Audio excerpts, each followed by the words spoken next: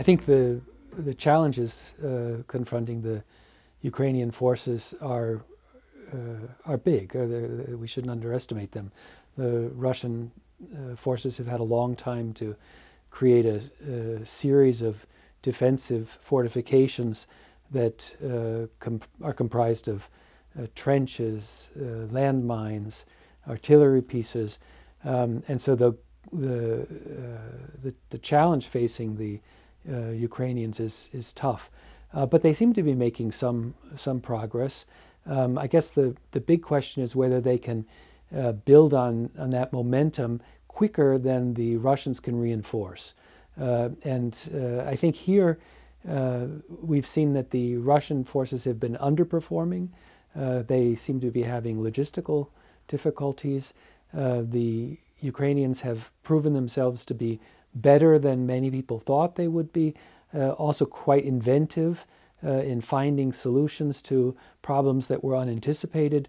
And so I'm hopeful that there will be some additional momentum, but I don't think we should underestimate the challenges that they're facing.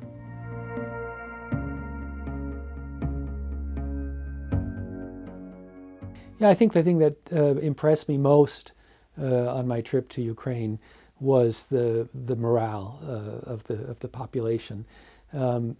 This is a population that is aware of its identity, aware of its history, a population that does not see itself as Russian, and certainly does not see its future as part of some greater Russian political project. There seems to be an incredible all-of-society approach to supporting the war effort, from older women who I witnessed putting together camouflage nets for the front, to school children who are writing notes to soldiers, to soldiers who have been wounded in the rehabilitation clinic that I visited in Odessa, whose greatest wish is to get better so they can get back to the front and help their comrades.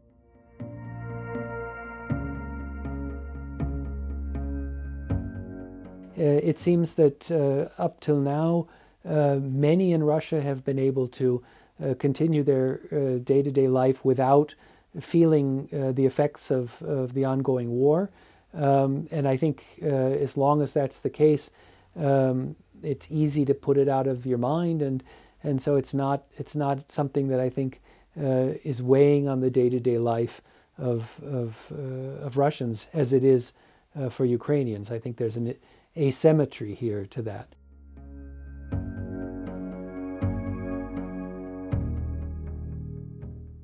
We're constantly looking for places where we can turn the screws tighter, and there may well be some areas.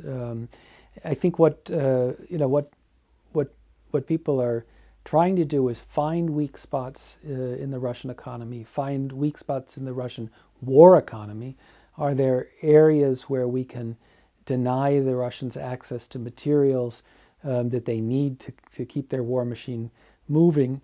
I think those all matter. It helps, but it's not some kind of silver bullet that's going to bring a rapid end to the war.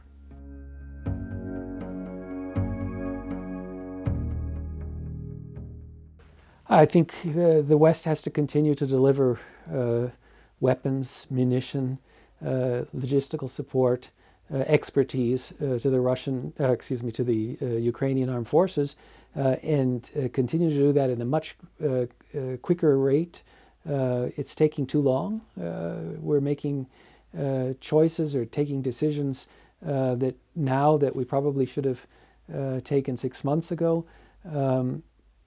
So I think if there's going to be a change in this situation, a strategic change, we need to see more Ukrainian successes on the battlefield.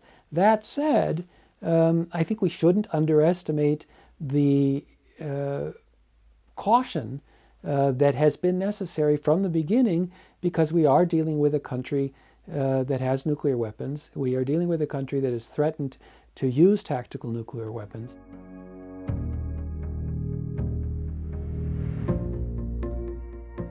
if the Ukrainians were able to really punch through Russian defenses and make their way to the coast, cut off the Crimean Peninsula.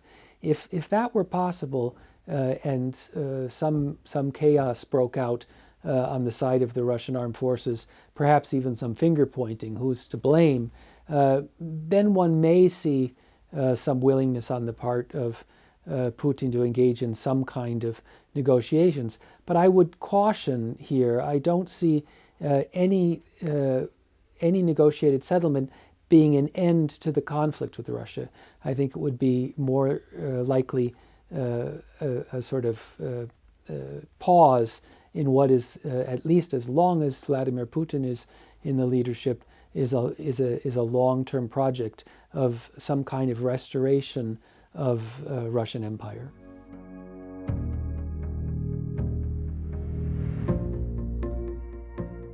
Yeah, I mean, this is a question that we don't have an answer to, and we don't even want to think about. I think there is a broad-based bipartisan consensus in the Congress in support of U.S. policy toward the Ukraine. If, however, Trump or some other populist Republican were to win the election, it would be difficult to continue that support at that level. I think the most we could say at this point would be that in the period between the election in November and the inauguration of a new president in January of the year after, that the lame duck Biden administration, together with the Congress, would try to pass some legislation to quickly increase the aid in a way that would be hard for a successor government to turn back. But I certainly hope it doesn't come to that.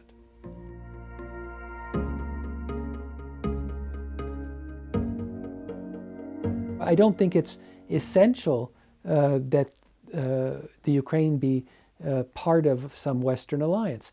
That said, however, at this point, we realize that it's not just about the Ukraine. It's about a political order that was established after World War II, that has been reinforced time and again through a variety of international agreements. We could talk about the Helsinki Accords. We could talk about a number of OSCE agreements. An order in Europe that says that borders cannot be violated or changed with military means. We're talking about an order that recognizes the legitimate independence of the successor states to the Soviet Union. If you begin to question the legitimacy of the Ukraine as an independent actor, you of course have to then wonder whether Russia would question the legitimacy of other former republics of the Soviet Union. Is Georgia safe? Is Azerbaijan safe? Are Latvia, Lithuania, Estonia safe? Is Moldova safe?